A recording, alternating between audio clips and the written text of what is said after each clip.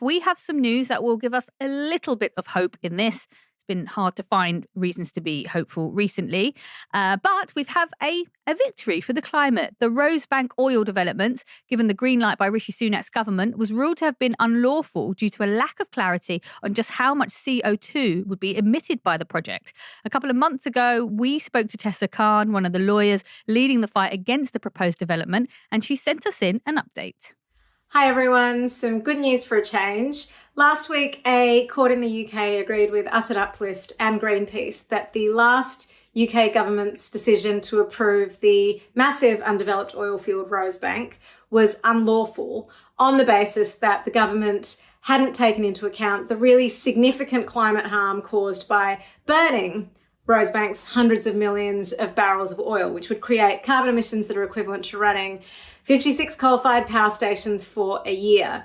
There are also a bunch of other reasons that Rosebank is a terrible proposition for the UK, including the fact that most of Rosebank's oil is going to be for export, so it's not doing anything for our domestic energy security. It's also not going to take a penny off our energy bills, and what it will involve is giving billions of pounds in tax breaks to already incredibly profitable oil and gas companies like Equinor who want to develop the field. Listen, there's not much to celebrate at the moment, but it is really, really worth highlighting when this kind of stuff happens, when positive things happen through specific actions by activists and experts like Tessa. It's really, really good news. But the fight might not be over. There's speculation that the government might attempt to reissue licenses and the oil companies can continue work on the developments and gather further data about just how much CO2 it might emit.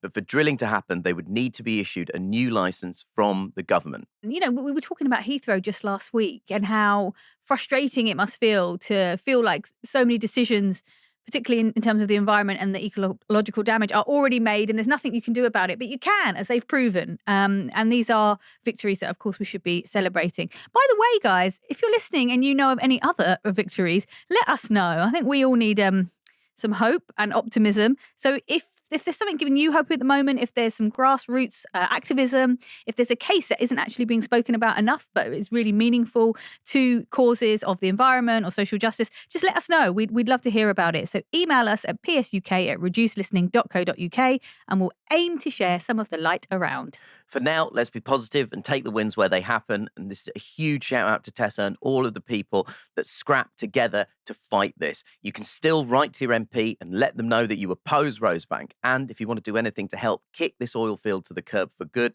then head to the Stop Rosebank website. That's stoprosebank.org.uk. There's loads for you to get involved in.